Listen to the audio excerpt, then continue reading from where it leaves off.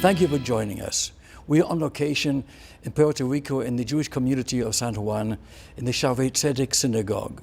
One of the leaders of this community is Mr. Diego Mendelbaum, and he will tell us of the challenges facing this Jewish community, its history, and its hopes for the future. We'll meet with him following these messages.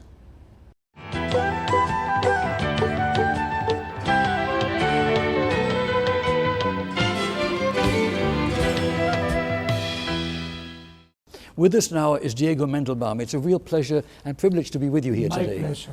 Thank you for coming. It is so nice to be in this vibrant Jewish community here in San Juan. How do you see the challenges facing the Jewish community of San Juan at this time in history? To talk about the challenges in our community also includes talking about the economical difficulties that the island of Puerto Rico is going through, because there is a relationship between the two phenomena.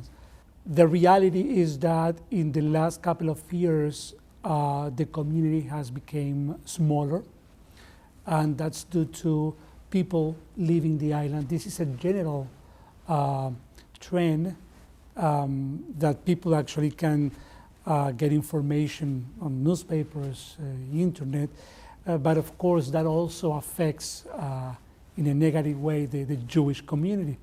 We have lost a number of members in the last couple of years. So basically, I will regard that as the main challenge that we are facing today. Loss of membership is also having a more difficult financial situation in the institution. So it goes hand to hand. So there are challenges really everywhere, all over the world. Please tell us a little bit about the history of the Jewish community of San Juan. The Jewish community in Puerto Rico began, well, some people say that the first Jews in Puerto Rico go back to the time of Columbus. And of course that is true. However, we lost track of what happened those years. There are people that study and they do have certain documentation. But what we call the modern times, the first Jews of the, let's say, the 20th century settled in Puerto Rico right after the United States took possession of the island of Puerto Rico. That was in the year 1898. And after the United States established the possession in Puerto Rico, certain members of the military were of the Jewish faith, and also businessmen and other professionals came to Puerto Rico, and they established a home here in the island. And in the 40s, they established the first organized Jewish community. This building that we are right now was bought by the Jewish community in the early 50s. It's a beautiful synagogue. It is a beautiful building, thank you, and it has a special design by a famous architect named Antonín Nekodoma from the Czech Republic.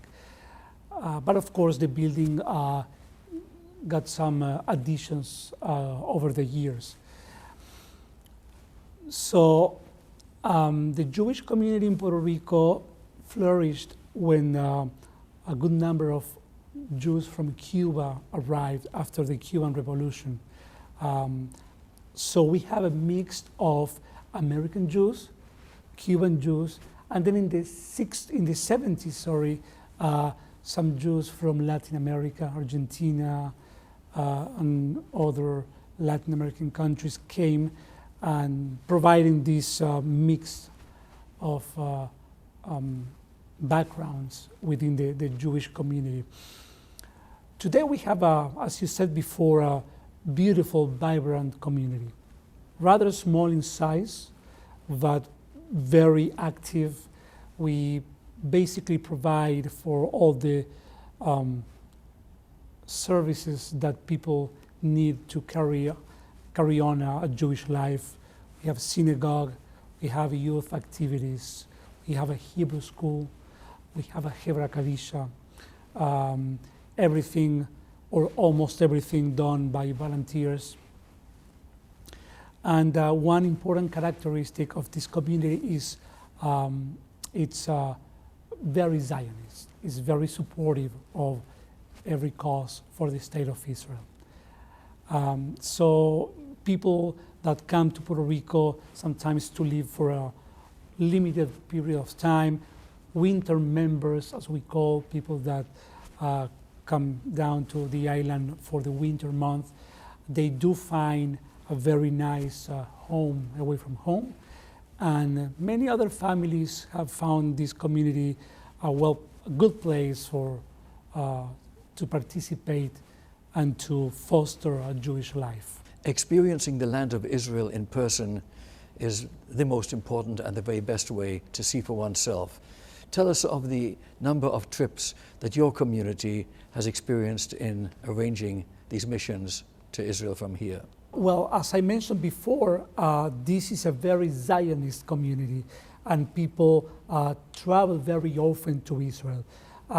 Lately, we haven't organized trips as a community, but still people go to Israel very often. For example, B'nai Mitzvah. Some people have family members in Israel, so they travel on a year basis. Some people have actually businesses in the state of Israel, and that's why they also travel.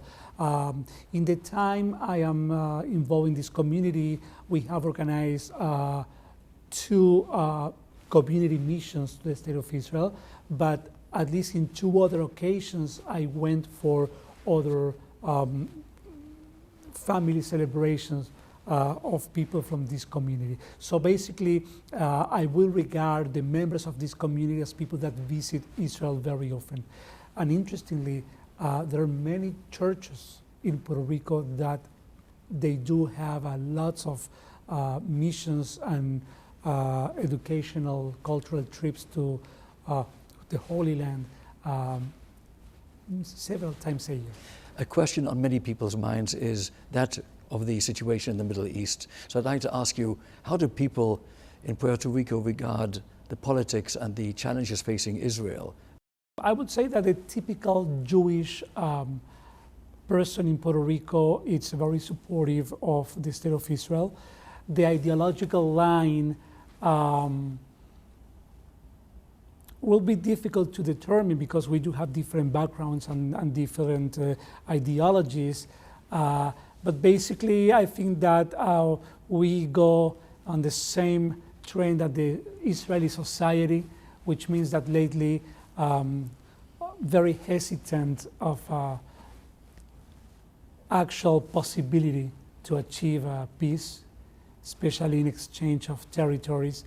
But something that I can say about the members of our community is that it's people that are very well informed on what's going on in the state of Israel. So basically, when we have a guest speaker, it's someone who has to get ready very well to address this community. It would be so nice if, in addition to the harmony that exists in interrelations with the local churches that you have here, if in fact everyone got along well. But there is, of course, the challenge of anti-Semitism in the world, rising anti-Semitism, in fact, and that of terrorism against Israel and other people, people in India, Christians in Egypt. In fact, in so many places in the world, we face the constant threat of international terrorism. Tell us a little bit about this problem, if any, here in Puerto Rico. Well, Richard, I am certain, or I believe, let's say, that there is no single place in the world that is anti-Semitism free. Saying that if I divide countries or places in categories such low levels of anti-Semitism, medium levels of anti-Semitism, or high levels of anti-Semitism, I will regard Puerto Rico in the low level group. Still, we did have very few, in the 14 years I am in this place, very few situations. All of them arising from the new way of anti-Semitism that is different than the traditional way that has to do with the politics in the Middle East. It's the anti-Semitism coming from the anti-Zionism, which basically for us Jewish people is the same. Absolutely. But sometimes it's difficult for the people committing those mistakes seeing it that way. I did participate in different radio or TV shows advocating for the state of Israel, and remember having a very strong opposition and on the other side of people supporting the Palestinian cause or regarding Israel as a terrorist state. We did have different moments in which we did have to respond the media for unfortunate articles that appear on the news portraying the situation in the Middle East in a very biased way. And also I do remember having to write 2 or 3 press releases regarding comments of civic leaders on situations that I would regard as anti-Semitic. Still, comparing to many other places, the levels of the Puerto Rican society of anti-Semitism is very low, at least in relative terms. Regarding security, well, our synagogue, we do have our security system, mostly for safety, but thank God we haven't had any situation in many years. Thank God. Speaking of threats and speaking of these unfortunate realities, what's your view on mass media and how it portrays Israel in a negative light? It tends to discriminate against Israel and lie by omission, emphasizing negatives while ignoring worse situations that occur in other countries or by those who attack Israel. What is your view on this selective indignation and selective condemnation of Israel in the media? This is the challenge that we face every day, and that's why we try to monitor as in a volunteer way what's going on in the media. I think there was yesterday or today in the Human Rights Council of the United Nations, the representative of Syria, and this interview is in the year 2014. The representative of Syria brought a concern for the security of the Syrian citizens in the Golan Heights because of the Israeli threat. And that was the discussion that took the floor on the United Nations Human Rights Council today. At the very same moment, hundreds of Syrians are being killed, both by the government or by the rebels. And this is only a picture of what's going on everywhere related to Israel. As we say, Israel is among the nations as the Jew is among the people. Is discriminated. Its policies are measured with a different rod. And why? There is only a long answer. I don't think there is a simple one. but we have to deal with that. There is, we see that that's not going to change, at least in the short run. And it's quite tragic because in peace, Israel, in cooperation with its neighbors, could make the entire Middle East flourish with agricultural innovation and other. And certainly there is more than enough land in the Arab world to accommodate their people, and there really is no real need to destroy Israel. They really should create a peaceful relationship. If there were peace in the Middle East, it would benefit everyone. I agree with you, Richard, and that is probably one of the main reasons why this is not happening. There are many interests in the Middle East that maybe they don't want to see a Middle East flourishing hand to hand with the State of Israel.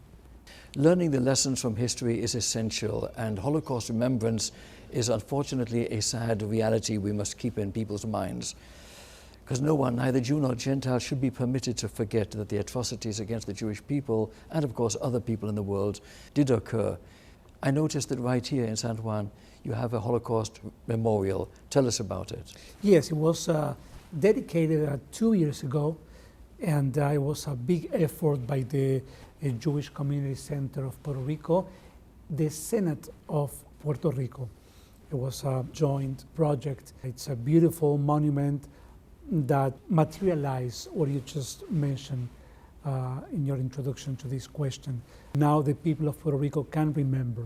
And as you said, remembrance is a duty that we all have, and that is why the monument is being crowned with the word Zachor, which in Hebrew means remember. It's an imperative action for all of us. And the important fact is that that monument is located just across the street from the main entrance of the capital of Puerto Rico. And is there not only for the Jewish community, but also for all the people of Puerto Rico to learn from and to be a witness of a history of a very dark moment in our history. Important to remember. Tell us of the other programs you have here at your center. We have religious services. We have Bar and Bat Mitzvah preparation, which is part of the Hebrew school education. We have a Hebrew school. It's a Mahon, as we say in Hebrew, named Isidore Top Hebrew School. It's a twice a week program for children in elementary school. We have the youth activities in our local chapter of Young Judea. There is a very active chapter of Adasa. We also cooperate with the Bonds of Israel, having annual campaigns. We have a Hebra Kadisha. We own a section of a cemetery. So basically it's the Jewish section of a bigger cemetery that we manage and administrate. It's, I would like to mention that both groups of the Hebra Kadisha, men and women, it's a volunteer activity. We also offer different cultural activities, speakers, classes, adult education. And with all these activities, I'm sure that I'm forgetting a few from the list. We do have a preschool for the kids in our center, in our building, with a very nice Judaic studies program. So we offer a full variety of services for the whole community, for the children, for the older people too. Before we conclude, I'd like just to ask you about the tourism you have here. You have Jewish tourists visiting your community, and you also have a kosher store. Tell us about it. Very nice. Thank you for asking. For all those people who have plans to travel to Puerto Rico, and I encourage all your audience to visit Puerto Rico. There are plenty of places, beautiful beaches and other natural places to visit. So while you're staying in Puerto Rico, you can visit the Jewish Community Center located in Miramar. And for all your kosher needs, we have a full stock kosher store and we can arrange any meal, and we can arrange for you to visit and get anything you need during your stay. As I said at the beginning, a vibrant community. What are your plans for the future, sir? I would like to see Puerto Rico recovering from this current crisis, see Puerto Rican families returning, especially Jewish families, and helping to continuing building this community that has been so important in the life of many people.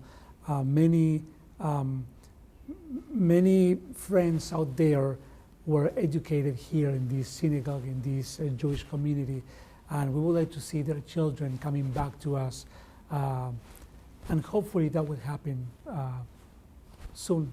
Absolutely. I want to thank you so very much. A real pleasure to be here with you. Thank you, sir. For visiting us.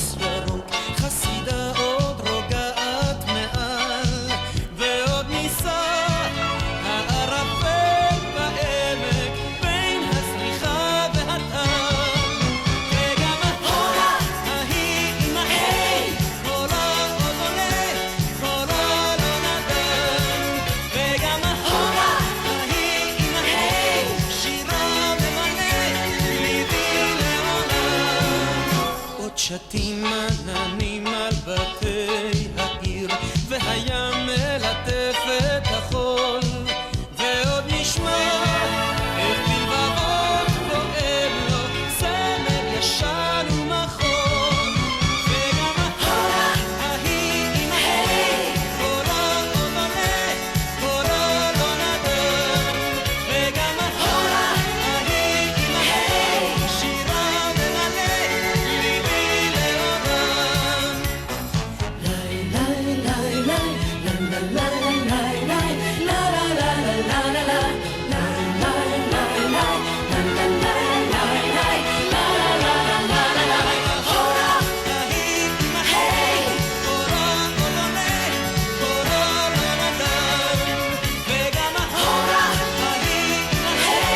שירה ממלא מסעיד השדה שעזבנו אז עוד הארץ נושאת יבולה ועוד יפים הם הלילות בכנען טרם השמש עולה וגם ההורה ההיא עם ההי קולה עוד עולה קולה לא נדן וגם ההורה ההיא עם ההי שירה ממלא ליבי לעולם